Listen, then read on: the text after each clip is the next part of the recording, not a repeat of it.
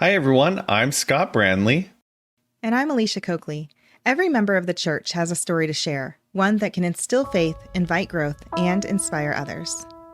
On today's episode, we're going to hear how one school counselor is helping spread the message of God's love to students struggling with mental health. Welcome to Latter-day Lights.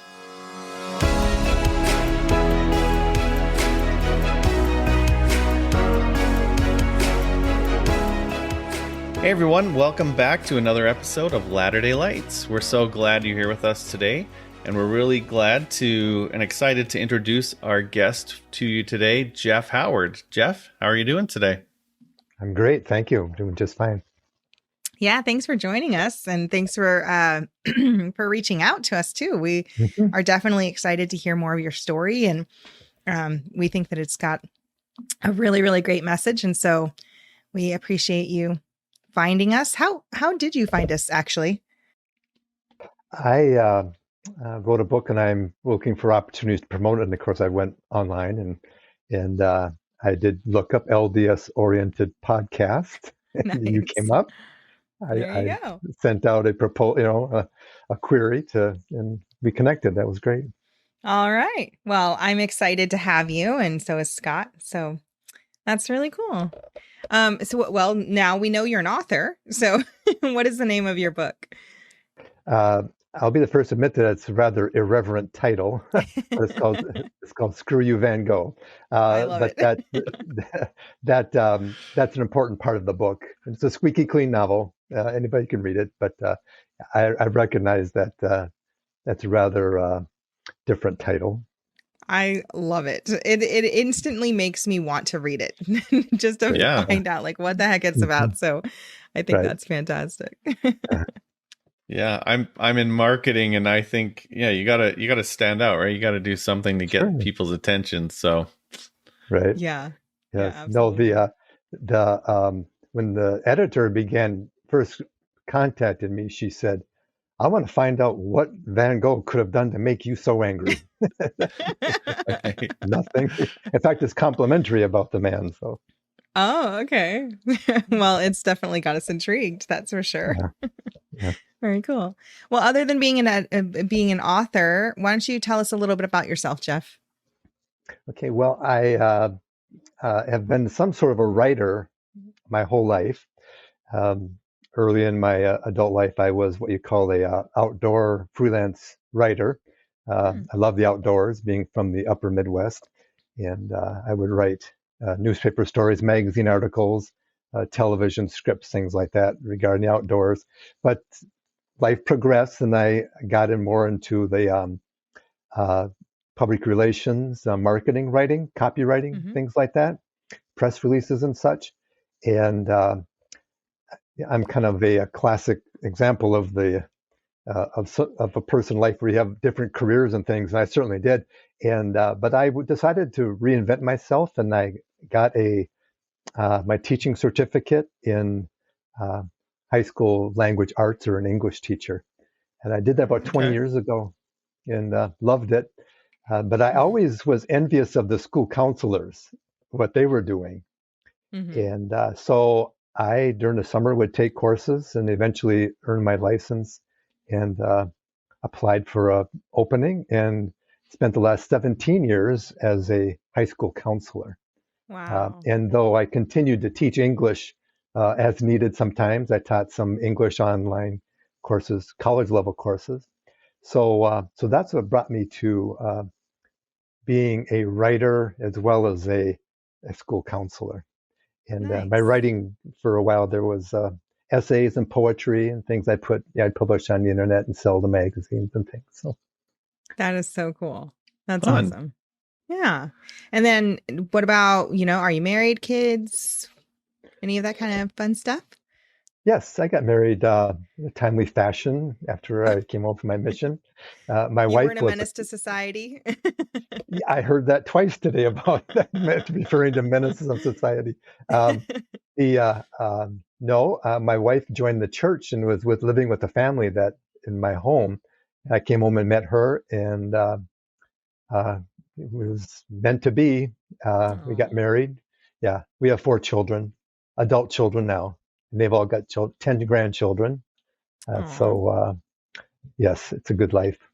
That's cool. Awesome. Well, why don't you share your story with us today, Jeff? Sure. I'd given you my background, my career, and I was an English teacher and loved it. And I quickly would become very attached to my students. And it was my second year, and again, I was attached to all my students, and find out that one of my students had taken his life and died as a result of suicide, one of my past students. And that was obviously a shock. And but the big question was, how come? Why? Because he always seemed like such a pleasant young man, happy and well disposed, just a nice young guy. And I was taken with how it affected the other students too. Now they had already moved on to 10th grade. They were in another building, and how almost every one of those fellow students who came back to the school and would come in my room and talk about this young man. And it was just a side of things that was not pleasant at all. And I don't think it's any secret today, the situation with mental health and teenagers today. It's a terrible trend. And over the years, I had 6 of my students die from suicide. Oh my gosh. And we had one, and then we're just a typical, rural Minnesota school, and you find out that is going on everywhere. And then we had a particularly difficult one where we had a young man take his life. And of course, when that happens, the school counselors become, we get out amongst the kids, we invite them to come in and talk to us. And one particular student was taking the student's death really hard. I can still see him now sitting on the floor of the hall, just sobbing. His uncle came in and sat with him. His uncle was a teacher, to help him through this. And then horribly, 3 weeks later, he took his life. And that's when it came to me, as I said, what is going on here? And that is making these young people do it, because those 2 boys both came from well-adjusted families. They were active in their churches. They were in sports. They were popular in their class. At least one of them had mentors through his church. And I remember just sitting there going, what is happening? And I came to the conclusion that we as a nation, a country, as educators, are missing the boat here. We're missing something, because both these boys, all these kids, but particularly these 2 boys, they'd been to assemblies where people came and spoke. They had the wristbands, 1-800, suicide hotlines. They had all this awareness that in their lives, yet they chose to do that. And I thought, number one, why are they doing it? Number two, we need to change or adjust what we're doing here. But I just kept it in my own head. I didn't think how. And different people would talk to me about, and I would talk about, my experiences as a school educator and as a counselor. People say, you need to write a book, and I'd go like, no, thank you. I'd written enough, and I was not interested in writing a book. Well, after this event, and I remember with my English students, English class students, we'd have literature circles where kids would read a novel, discuss it in depth for a period of like 3 weeks. And all the experts will tell you that the best thing that fragile youth can do is to talk to somebody, hopefully a responsible adult. And rather than do something terrible, they would talk to somebody. It would save lives. And I put it together. Why not write a book that kids can read and discuss mental health, suicide ideation, what causes it, and the proper way to respond to it. And I thought, I would write a book if I could come up with something. And I sat on it for a while, and I attended a conference, a mental health conference, um, down in St. Paul, when I thought a really, really sharp guy, he gave a talk, and he said that um, these kids need to understand one thing. He said, and that is suicide. If you had the chance to survive a suicide, you would tell people how much of a terrible, regretful decision that is. And he cites a actual event. There's a man named Kevin Hines who's a pretty prolific speaker, and he jumped off the Golden Gate Bridge and survived the Yes. fall.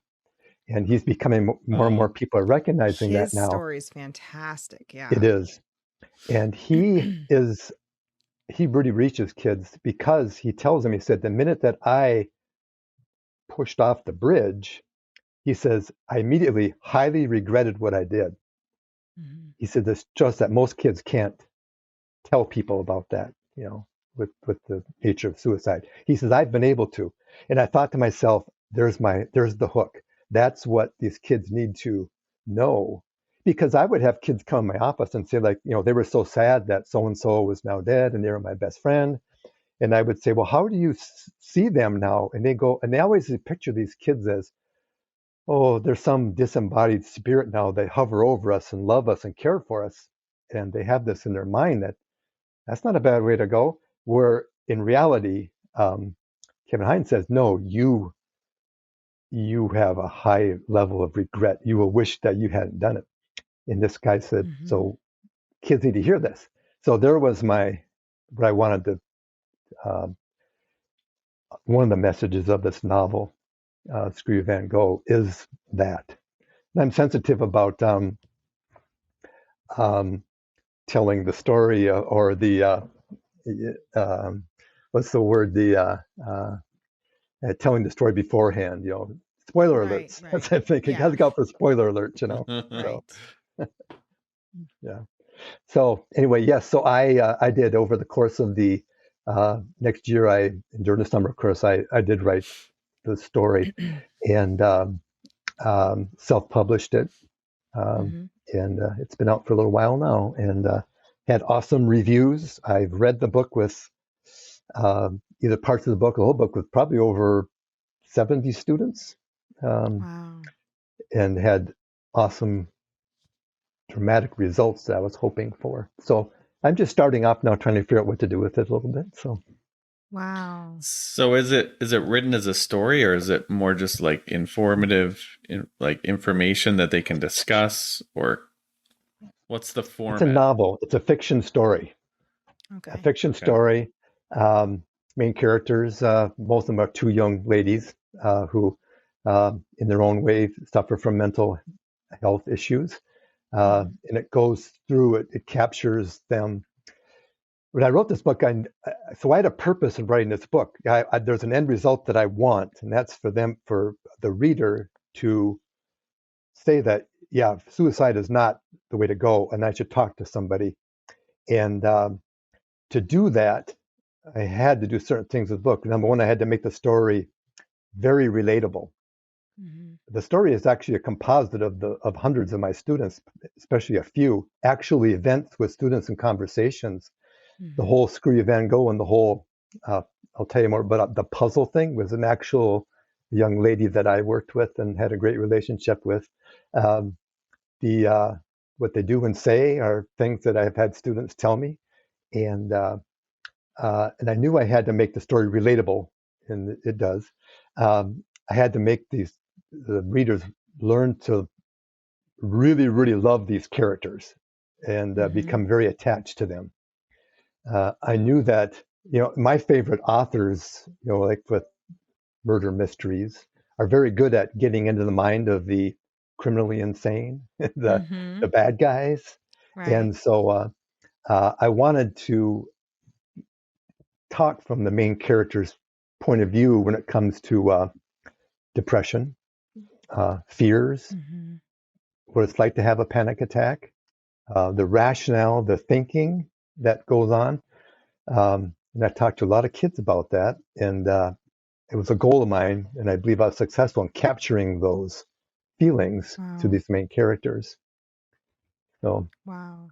so yeah, it was, and I'd like to think that there was some inspiration here. The book and the ending, the way that one of the characters comes back from the afterlife is, I go back in our church experience of there is an afterlife that we continue to grow, uh, Mm-hmm. and so I use that in the book. So. Wow. So, I'm I don't know if I'm staying on topic or going off topic, but I'm curious. One of the thoughts that I have is, um, in your experience as a school counselor and with your training and building these relationships with kids and everything like that, do you feel like there has been an increase in like mental health struggles and suicidal ideation, or do you feel like it's kind of always been there, but it's just more talked about now? We would have a program in our school twice a week. Kids could pick what they do for a 45-minute. We'd hope they would go get help from teachers and get their academics going, but we gave them choice. And one of mine was what to do if your days aren't good in high school. In other words, it was, I would have kids come in, and I probably over the course of the year had maybe 70 different kids attend that. And I would ask them almost every week, I said, now, do you feel that you have more mental health issues today than, for example, your parents or grandparents? And I got lots of answers, but the most common one was no. They said it's just that today there are more things that exacerbate depression, anxiety. Mm. And they're saying and it's becoming more, kids as a whole tend to react more to things today. Mhm. And those things they won't be surprises to people. We have our culture wars today. We have political unrest. We have a pandemic we just went through. Mhm.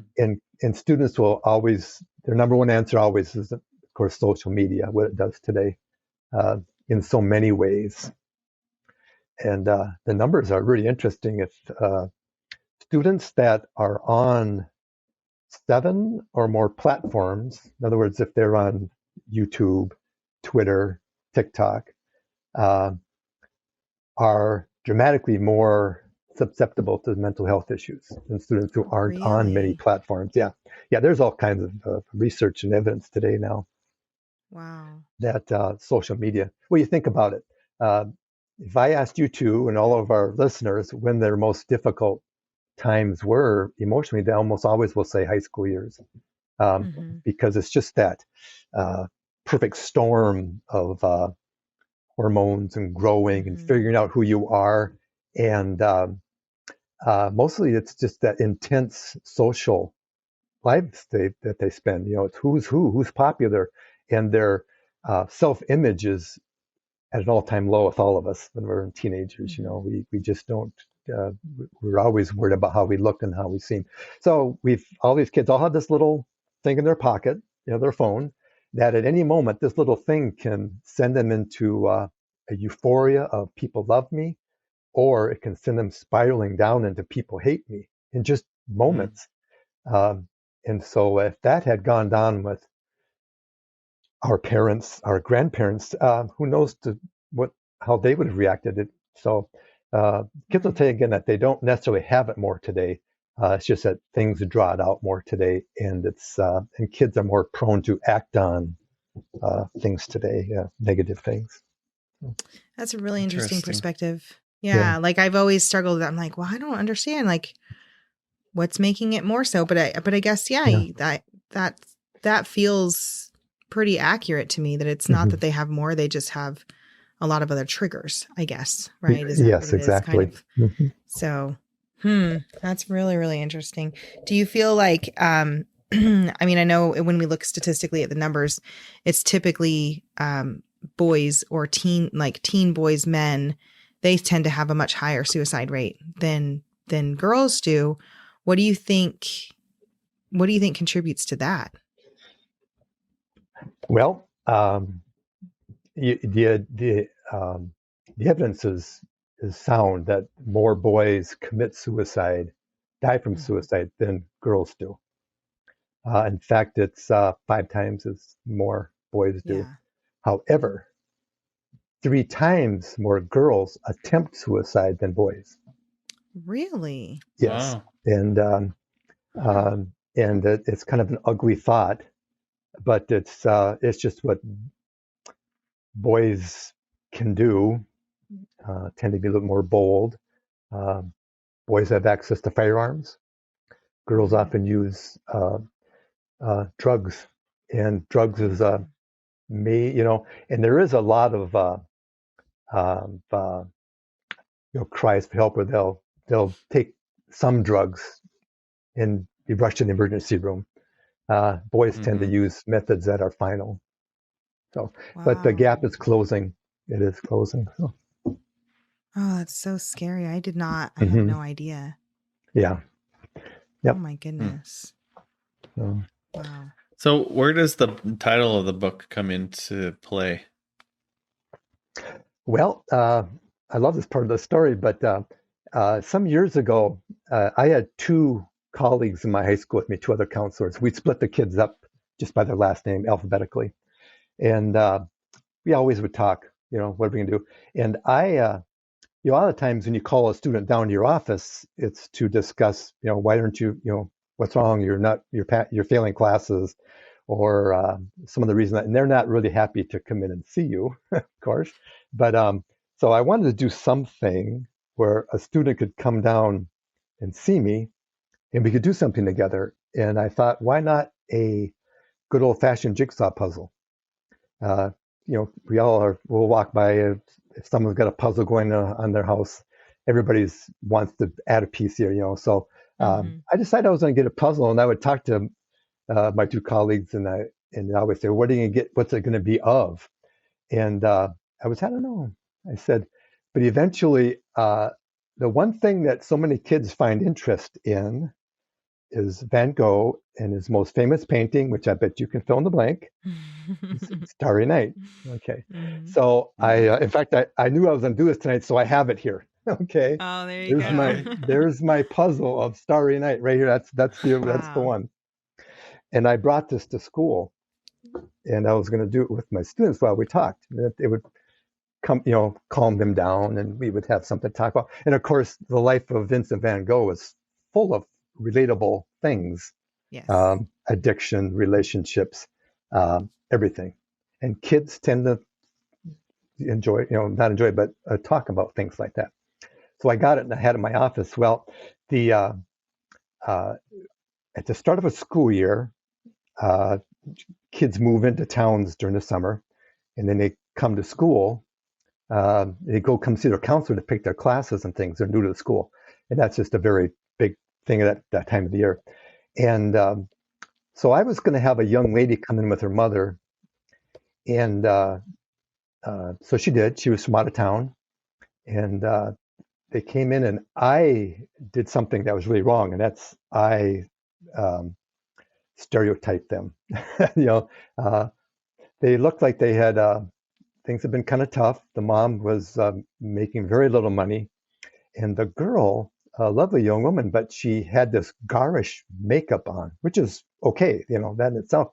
But you couldn't help but notice she had she took her eyeliner and she would draw it way up here like wings, And you learn early in a career that that kids will do all kinds of things to express themselves, and it's all good, it's a nice thing, but you couldn't help but notice it.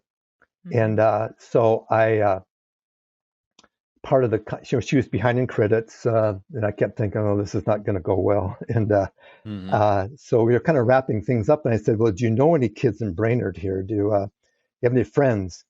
And the girl sat there for a while, going to be a sophomore, so she's like 15 years old. And she says, no. She says, but you can be my friend, right?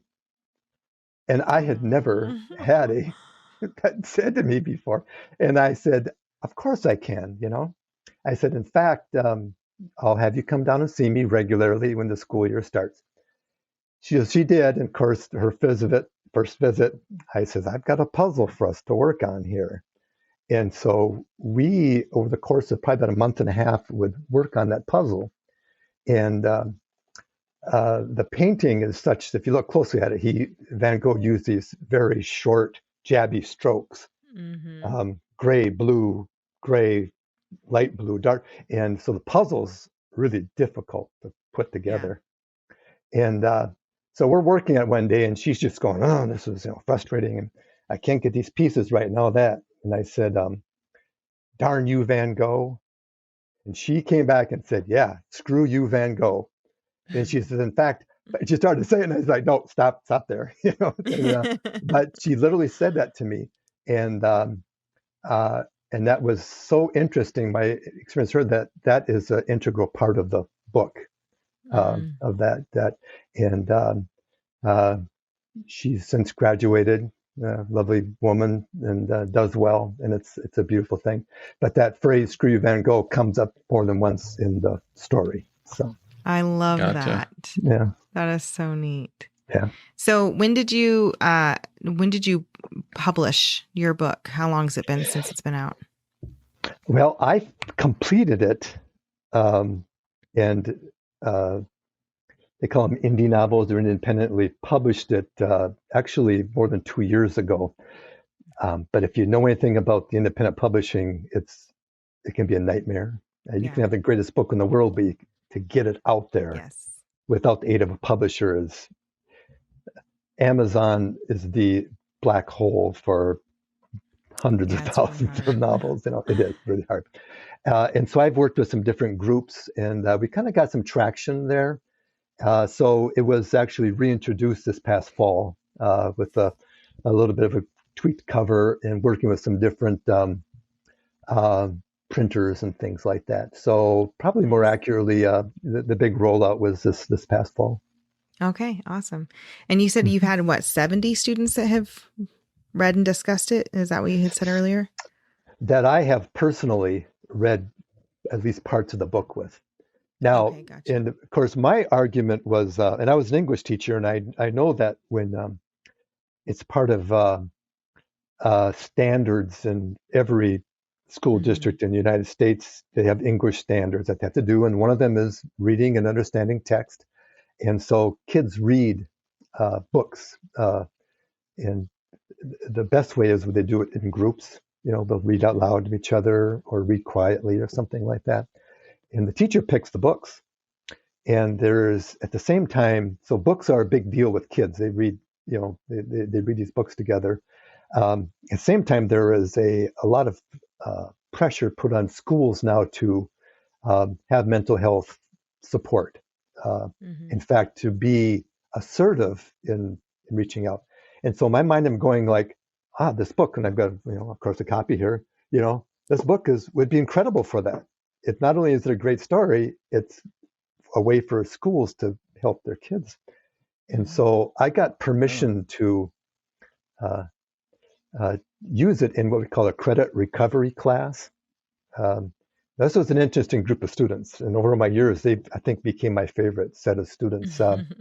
They had failed junior English, Mm-hmm. and they were seniors ready to graduate, so they had to make up that credit. And most of them had failed it during the lockdown during the Right. pandemic, so in 1920 or 21. Mm-hmm. And so I said, okay, and there's only 8 kids. I said, all right, well, you're gonna come with me on every Thursday after school for 2 months. You're gonna regain your credit. And so I said, and you're gonna read this book with me. And they're like, I don't know. Well, these kids had failed an English class. They were reluctant readers. One boy he had the most severe case of ADHD that I had worked with. He was taking maximum medication, but I loved him. He was such a fun kid. So yeah, I'll come in. Now, these are 18-year-old kids ready to go to college or into the workforce the next year. And so we pull out the book, and they of course go, "Whoa, what's this name? Is something else?" And my hopes were really substantiated. These kids got into this book within days. They were anxious to read it.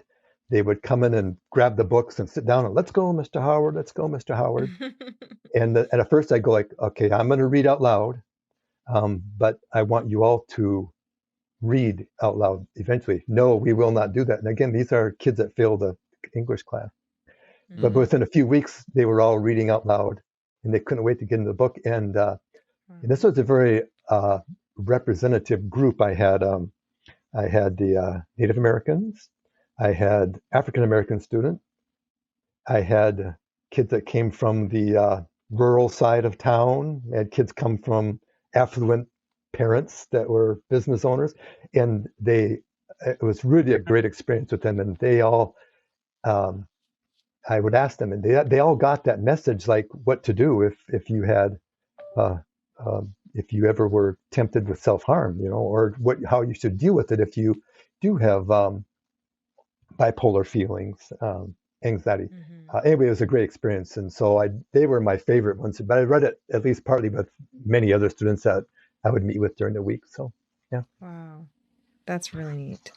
Mm-hmm. Huh. So how is this? I mean, obviously it's not like a gospel centered book, but it has, your beliefs. You were able to incorporate, some truths and stuff like that in there about afterlife and things like that. So spiritually speaking, how do you feel like this book is helping kids, on a spiritual level?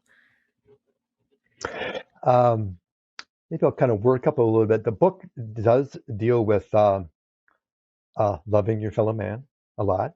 A big part of the book is these two girls come together, and they're very different in how one reaches out to her, the other one, and takes her in.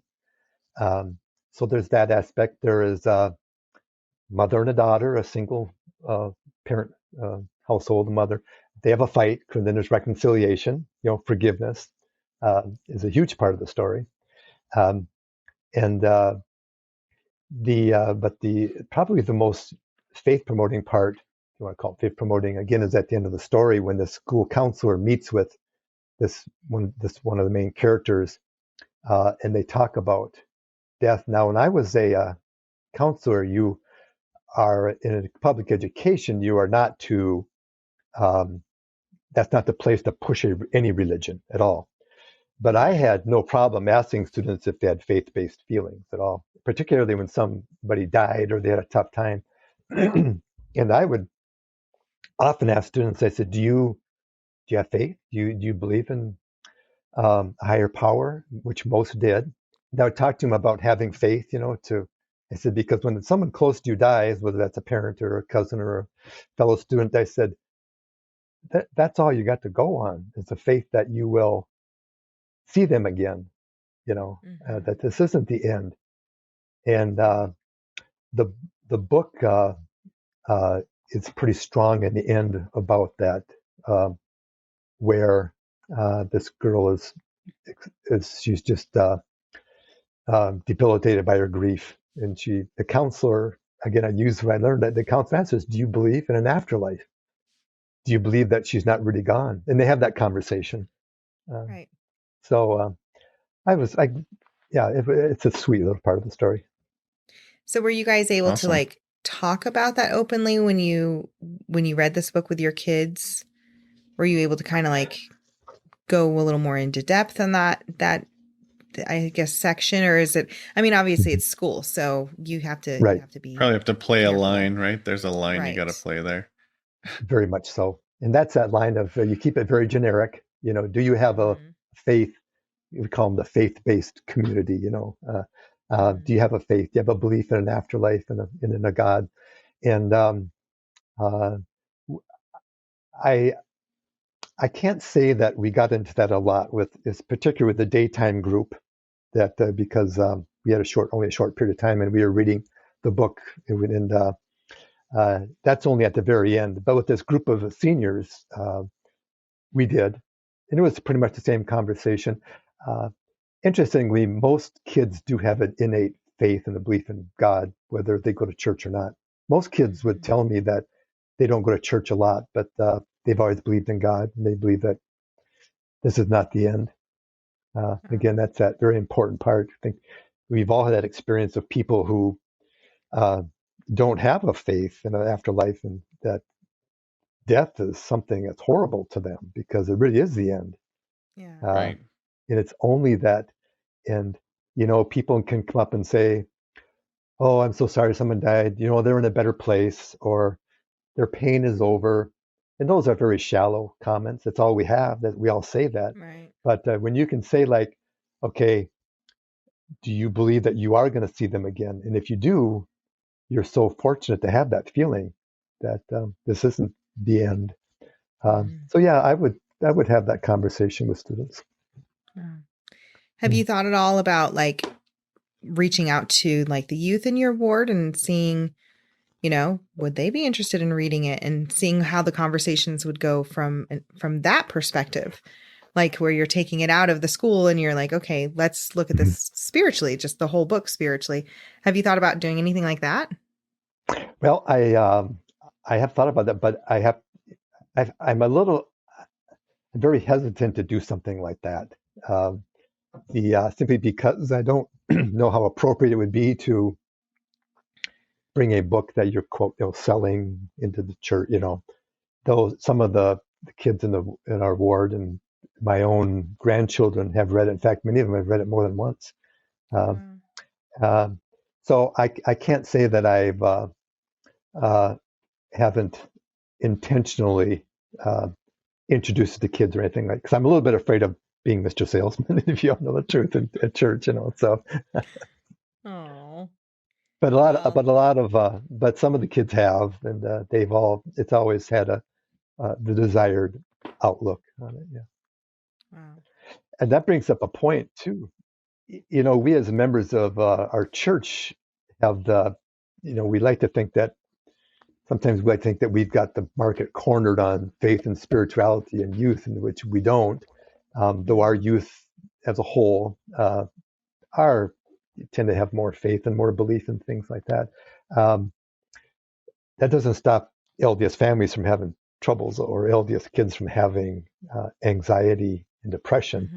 Mm-hmm. And sadly, in our own state here, we've had one, if not more, suicides. So um, members of the church are not exempt from these things at all. And so, but they do have that advantage, and we maybe talked about this a little bit earlier. But a belief in our personal value, being children, daughters, and sons of God, that we have divine capability. Uh, Again, that doesn't stop kids from having tough times. So, really tough times in the church. Yeah. Yeah. How do you think we juggle that? I mean, I know Scott's daughter Clarissa she's shared how she had suicidal thoughts Mhm. when she was a teenager, and Scott had no idea. And Deb, Mhm. like Yeah. nobody in their family knew about it because she wasn't sharing. And myself and in our family, we have a child who really recently made an attempt, and it's really hard to Yes. as a parent, it's really hard to know Mhm. what to do and what to look out for. And I can't, I mean, like I said, Scott, they had no idea. In our situation, it was a little different. Like we had an idea. I even went through and took like the suicide, prevention courses and stuff like that, Sure. a Mhm. few years ago. And so I learned about how to talk and how to do this. And it still Mhm. didn't stop the Mhm. attempt from happening. And so I guess from your perspective, like how do we, especially as members of the church, how do we look out for that? How do we have these conversations? How do we help to protect those who are struggling, especially our teenagers? It seems to be a really, really high rate with teens, like you said. How do we Mhm. have those conversations? And I think a lot of people, I think sometimes are afraid that if they bring it up, that it's putting the idea in their head. Right. Mhm. Um, Yes. but what do we do? Where do we go from there? Um, First of all, that's some reservations I've had about the book. Sometimes it's like, do I create the ideation as I thought about this, suicide awareness in any form does not plant the seed in the young person's mind. Right. They've had that seed already there. This doesn't, reading this book or going to hear a suicide survivor speak does not make a student or a young person say, well, I'm going to do that. They've got that feeling well before that. Okay. And that's one thing that parents need to know. And that is, and in fact, that feeling of protecting kids from it is one of the problems.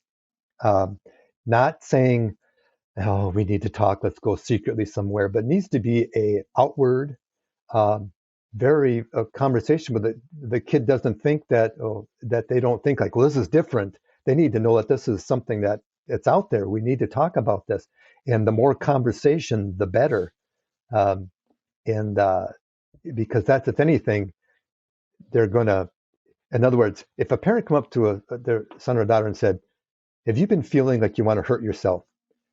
They'll say, no. They usually say no right away, and maybe eventually they'll tell you, but I call them one and dones. One and dones are not good. I mean, you got to do more. It needs to be a sustained effort, whether it's reading this book or having conversations with your kids.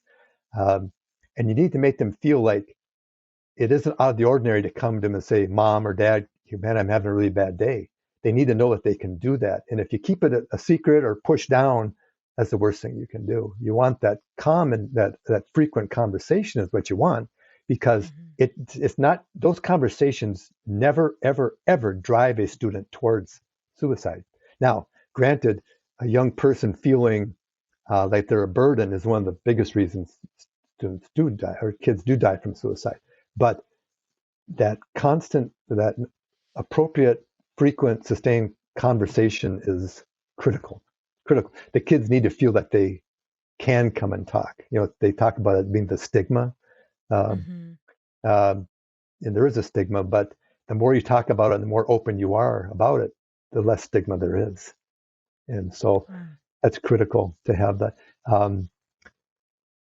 Fortunately, the vast majority of those kids who have rough times grow up and move on and become happy people. Most do.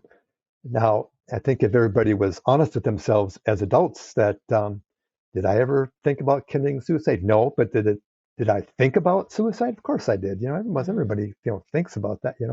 But again, that getting out, and that's again, and I don't mean to turn back to salesman, but this book.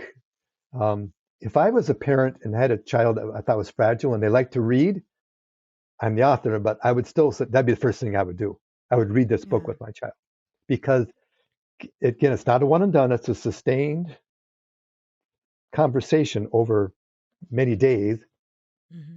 And these students, these young people they're often don't want to come out and say like, man, I've been having dangerous feelings, but I'll talk about Cassidy Towers in the book who had feelings, Right. So it's like a vicarious experience too. Anyway, there's a lot of good reasons this is a good stimulus for frequent and sustained conversations, which I think is the greatest thing we can do today. It almost takes a spotlight off them, but still allows them to express their feelings or their thoughts or their questions or whatever else. Exactly. Right? It gives a vehicle for questions and conversation. Yeah. Well, and I think story is a great way to do that, because then it's something that they can relate to, but it also grabs their attention. Right. So. Yeah. Yes. Well, and that's, if you think about it, one of the things that Scott and I talked about when we were first putting this podcast together was just the way that that Christ used stories. If you look at the scriptures, like Christ told stories all the time to help get teachings across to people so that we could understand them in a way that made sense. Right. And so I think, in situations where, whether it's like a podcast like this, where we're just sharing stories so that people can know, one, that they're not alone, and then they can have some type of direction on where to go and how to address things that they're dealing with. The same holds for you. I love that you actually you're kind of like like stories within stories, right? Like you used actual real stories, real experiences to create a fictional story, right?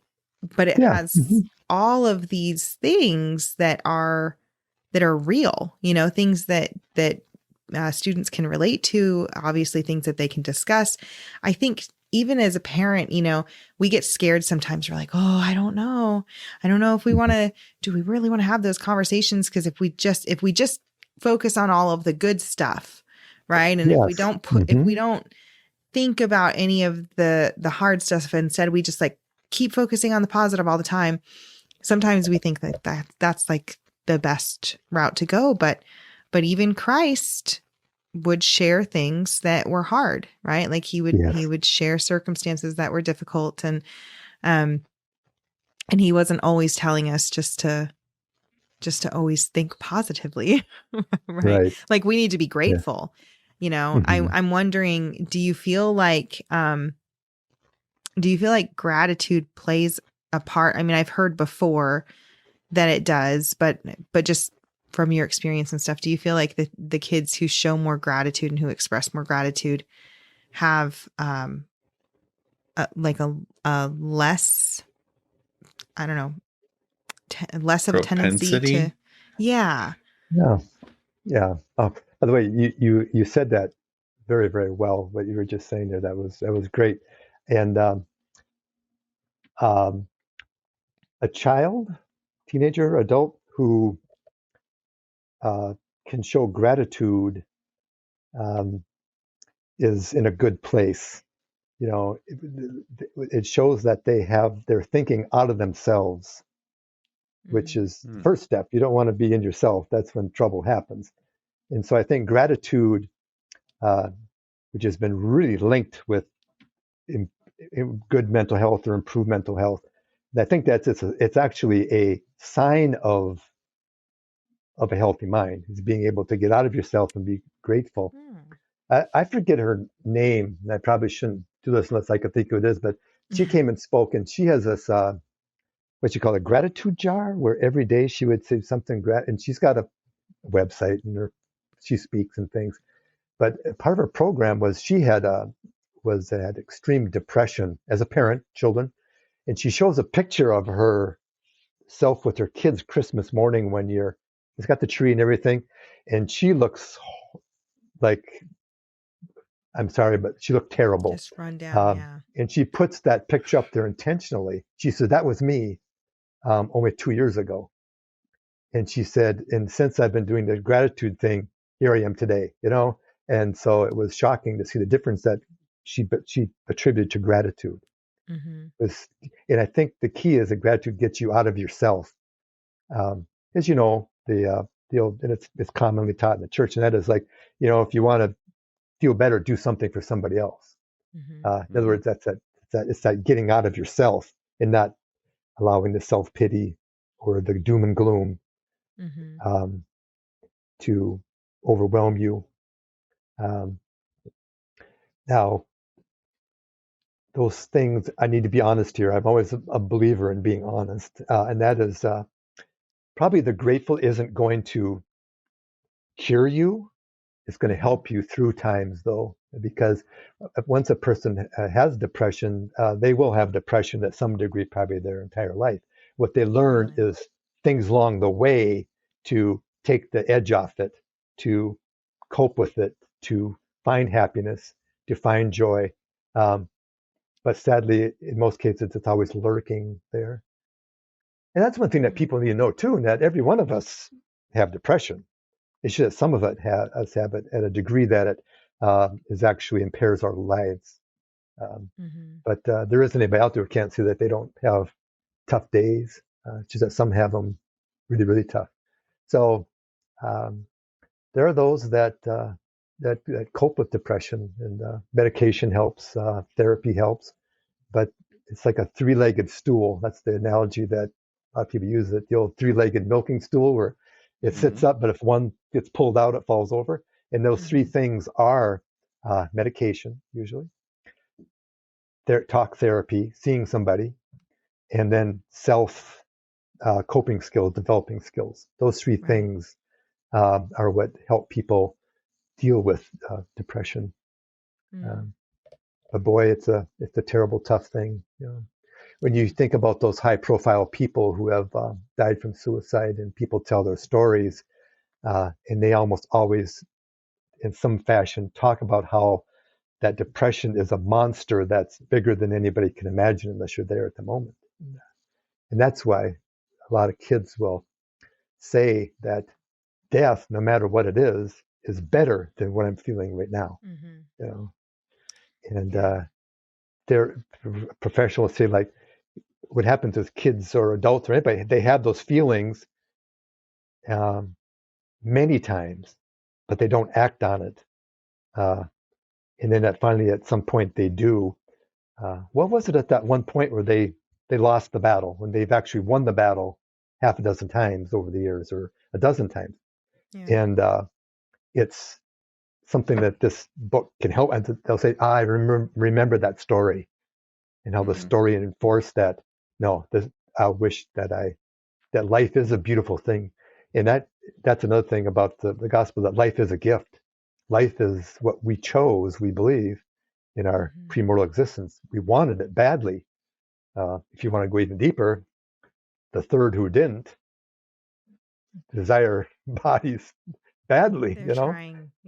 Yeah, and we have that, and to give it up is a tragic thing. And that's what, again, it gets into that quite a bit, how that's this life's a beautiful thing.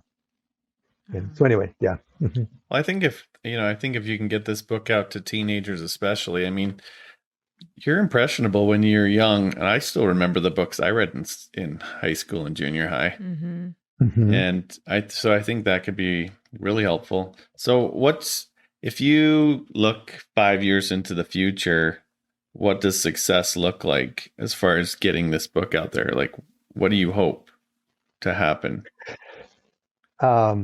Interesting question, because you're right. You have a book here, and I don't mean to sound gratuitous, but my goal would be to just get this book out into as many hands as I could. I'd give it away if that's what it takes. And that's more important to me, to get it out. So I've tried really hard to see. There's a movement called social emotional learning, SEL, in our schools in the country. It stands for social emotional learning. And actually, every high school in the United States, public high school, is actually required to have a mental health program. Pardon me. That's okay. If you're going to get federal dollars, which they all do, you're going to have a program. But there's no program police that will come and check on you. So if you go to an administrator and say, what's your comprehensive school mental health program? They'll go like, well, we have assembly once a year. We have our school counselors. Okay. And that's not enough. We need to do more. And so my proposal is that this book be actually read in English classes, because most kids won't pick it up and read it, even if they're semi-avid readers. But if you say, guess what, we're going to have to read this if you want to grade, and that's the reality of it, that I do believe this book could do great things, and that would be great. But I'm finding out that it's very, very, very difficult to get to the right ears when it comes to about getting books in curriculums and stuff like that. I actually have a 3-week curriculum that goes with the book that I've written, that I haven't been able to.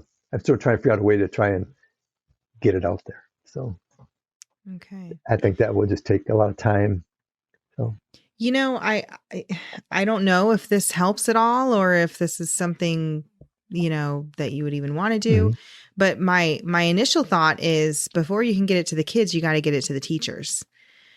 So if you could get it in the hands of the teachers first, who get to pick that curriculum and get to take part in it, it might be a really cool thing for you to even do like a Zoom book club with teachers, where they can purchase the book, maybe even purchase it at a discounted price or something like that, like giving them an incentive to where they can get the book, they can read it, you guys can discuss it together, and then you can show them the 3-week curriculum, have them experience it themselves. That could be something that could definitely get it out there. And then of course teachers talk, right? Like when they have something that they feel works, that definitely expands. Because I do think that this is something that needs to be talked about. And I know, like I said, just from my perspective as a parent, So having gone through that fear of pulling up and seeing police and a firefighter and ambulance and stuff like that at my house, and not knowing, what I would be doing later that week. Very, very scary. And I think anything that is done in the spirit of trying to help, trying to get these kids to understand that they are loved and that they are needed, and that there is so much to this life that they still need to experience, good and bad, but ultimately that they can't experience it if they're not here, and they can't help others if they're not here. And so I think what you've done is a really, really beautiful thing. And I would not be worried at all about coming across being very businessy, because your heart was in the right place when you created this book. And I think it's still in the right place now in wanting to get it out there. And sometimes that takes, financial obligations, right? Like it would be wonderful if we were all established in Zion and we just did everything for free for everyone out of the goodness of our hearts now, but it's okay. I really think Heavenly Father has given us our gifts and our talents, and he wants us to be able to use them for good and for building the kingdom. And what better way to build the kingdom than to help people to understand that this life is a gift from God, and one that we should just hold on to with all of our might, and that we should really try to find that joy and that love and that peace. So we'll definitely share a link to your book in the description here. So if anyone else wants to check it out for themselves, they're more than welcome to do that.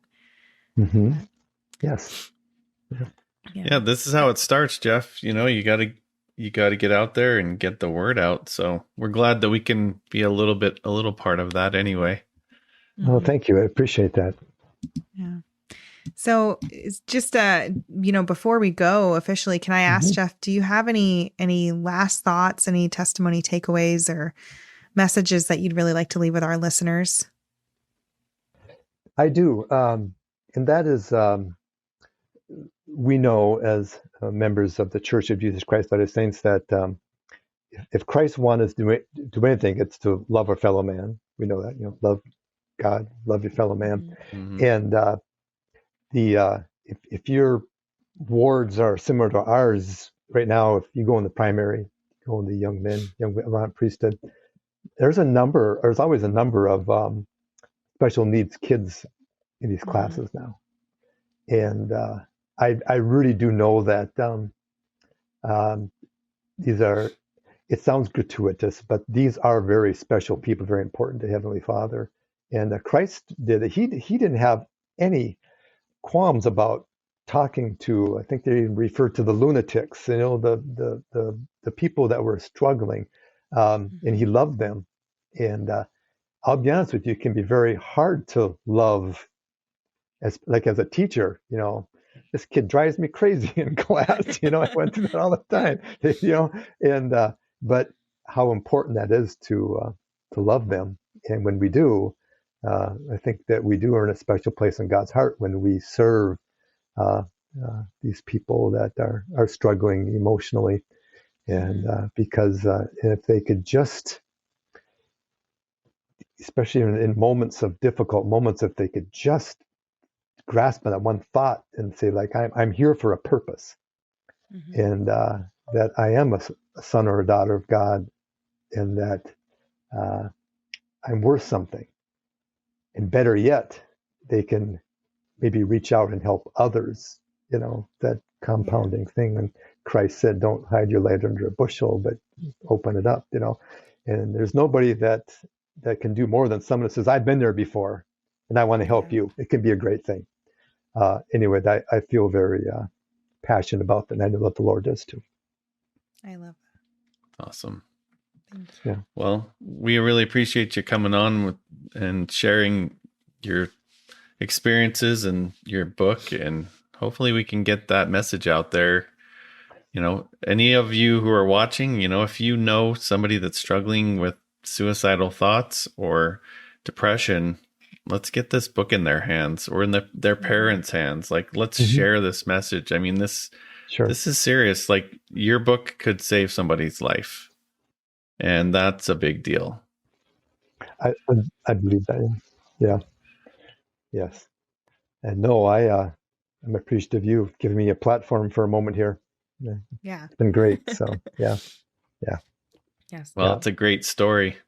Yeah, it really is. And if you don't mind, the book now is available through bookstores. People can go to any bookstore and say, "You have this book? Aww. Nope. Can you get it for me?" Of course, it's on Amazon too. So. Very cool. Awesome. Okay, awesome. Well, we'll definitely share that link, like I said, and we really appreciate you coming on today, and not only just sharing your story, but being willing to sit down and to write a story that can be shared. It is a lot of work writing a book. Yes, it is. And it is even more work getting a book out there and getting it published once it is written. And it is not for the faint of heart, for sure. And so just your tenacity and getting that story out there and doing something for these kids. I can already see how it can be such a huge blessing. And I really hope that, moving forward, you'll be able to touch a lot more people. And so thank you for that. We really appreciate that. And to all of our listeners, guys, we are so grateful that you guys are tuning in for another story and another episode of Latter-day Lights. We really, really enjoy hearing from you.